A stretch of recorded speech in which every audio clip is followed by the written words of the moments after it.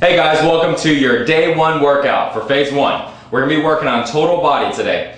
And make sure you have a stopwatch or a place where you can keep track of the rest times, because your rest time for today is gonna be 1 minute and 30 seconds. And it's gonna be like that throughout the entire phase one. We're gonna be doing workouts back and forth. Dan's gonna demonstrate some of them, and then I'm gonna demonstrate some of them. So this way you can have a chance to kind of see both of us doing the workouts. And let's get started. First, we're gonna start off with chest and back. So I'm gonna have Dan go ahead and do the warm-up, which is push-ups. Make sure you're not doing a lot of them. We put it on there to do anywhere from about 10 to about 20, just to go ahead and drive some blood into your chest and kind of warm up your joints. Ready? Let's do it.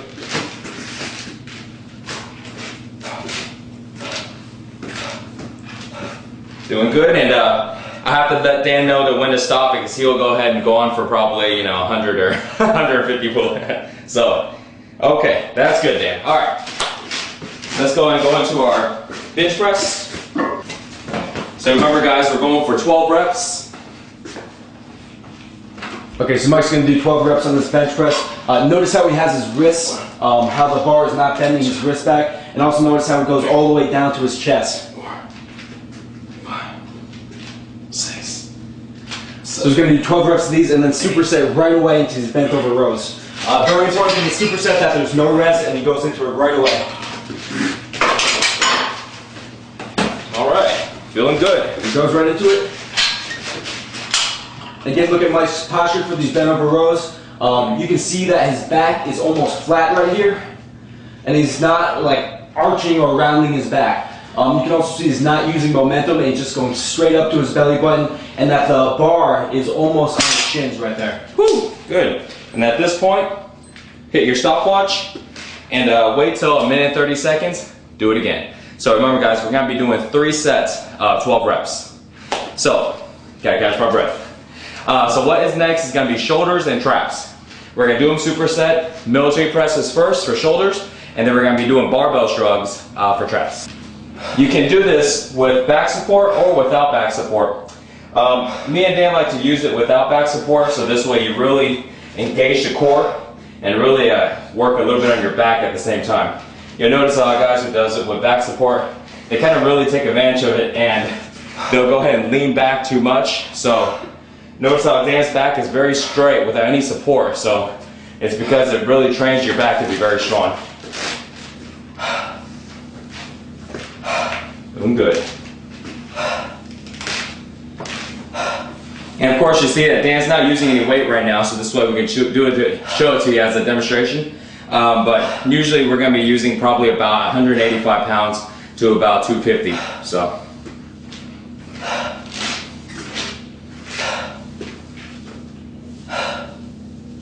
And also, if you notice how fast the transition is from the seated military press to the barbell shrugs. So you want to keep that in mind when you're looking at the exercises. That's why you'll see that the program is set up to where you're using a lot of dumbbells and a lot of barbells, nothing fancy. And so this way, not only is the workout a lot faster, but you don't have to walk across the gym just to get to your next exercise. It's a lot of time wasting, and at the end, you feel like you're running around and not getting enough of a workout instead of just going workout by workout. So what we're going to do next is going to be biceps and triceps. And we're going to be going with the barbell curl, and we're going to superset that with dips from the bench.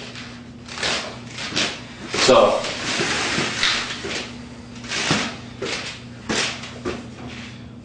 grab with a medium grip.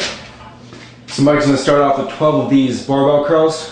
And you can see, if you look at the side view right here, his elbow is not moving at all. And you can also see that Mike is not doing the thing that most people do and leaning back and getting the bar up with momentum. You can also see that he's not going all the way up to where his bicep is not engaged anymore.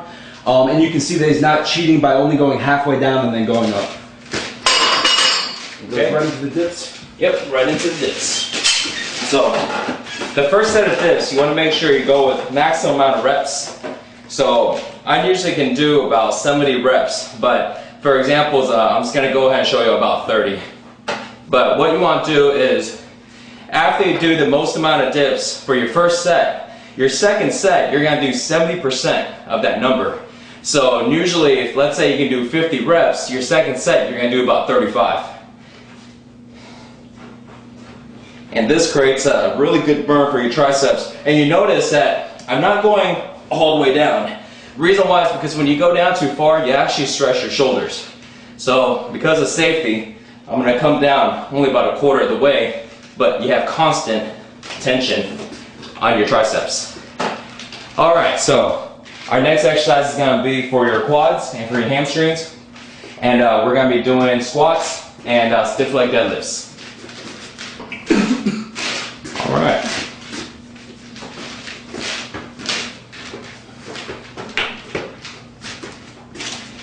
Okay, looking good.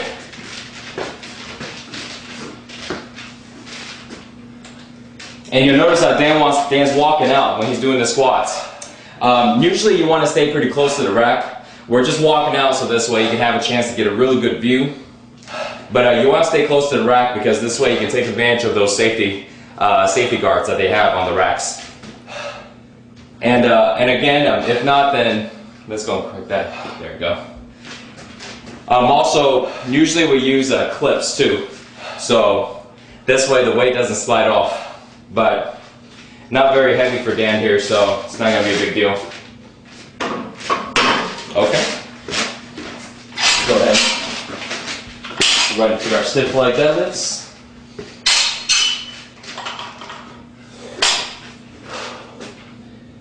So remember guys, we're going to be doing 2 sets of about 15 reps for each of these exercises. I'm sorry, for this exercise here. The first one you're actually doing 3 sets.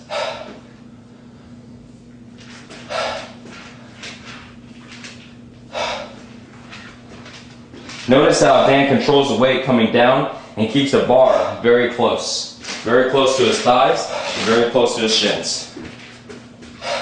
I don't know about you, but I'm sweating already. And that's what's good about these total body workouts. Very good to go ahead and drive your metabolism up, and at the same time it's kind of a cardiovascular workout too.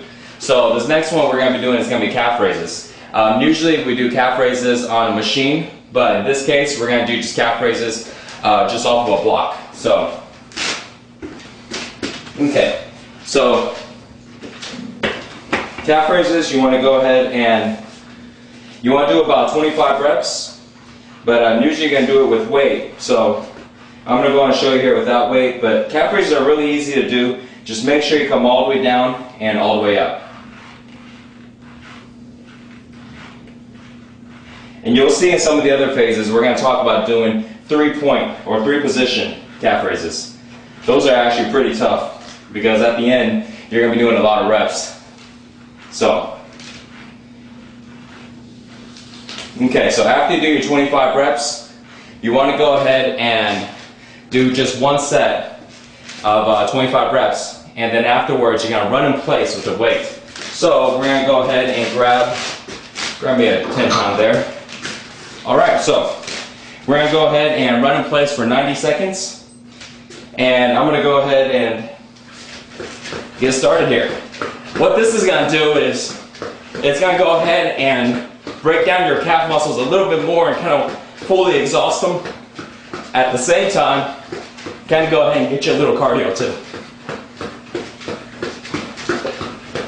And make sure you time this, guys. If you guess, you'll always overestimate how much time you're doing it for. Yeah, so far, it's been 25 seconds in. And see, doing stuff like this, people are always wondering, like, really, Mike, you never use a treadmill? And of course, they don't really see when I work out. I'm sweating. So far, we're 45 seconds in. You can see Mike's getting his knees nice and high. Not as high as the high knees, but still pretty high. And the reason why you hold the weight in the front, this way it really engages your core. And you'll see I'm holding a 10-pound. Usually I hold about a 25, but because we're making this video and I gotta talk at the same time, I'm going with a little lighter today.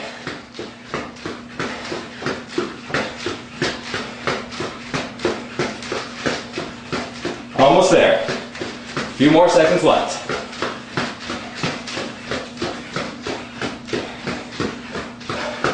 You see how Mike maintains the form even when he's really tired? Very important to keep doing the same for the rest of the end. Alright guys, so we're going to finish this off with decline sit-ups.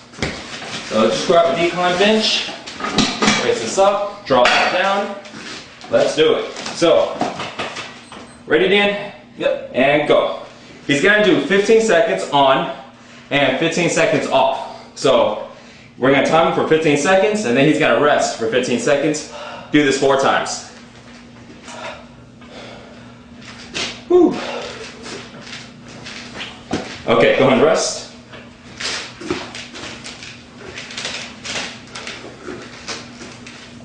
All right. Getting a little workout here. And go.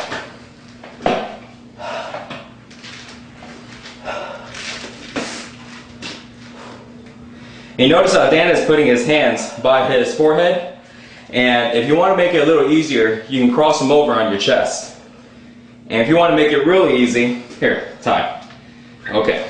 If you want to make it really easy, you can actually extend your hand out and kind of keep it around your legs. So this way, you don't have to use so much weight.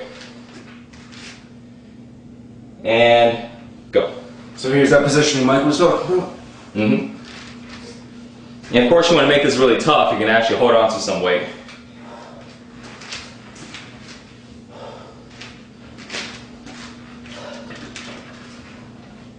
Okay, time. How many sets that? That's 3 sets? 3. Alright, so we got 1 more.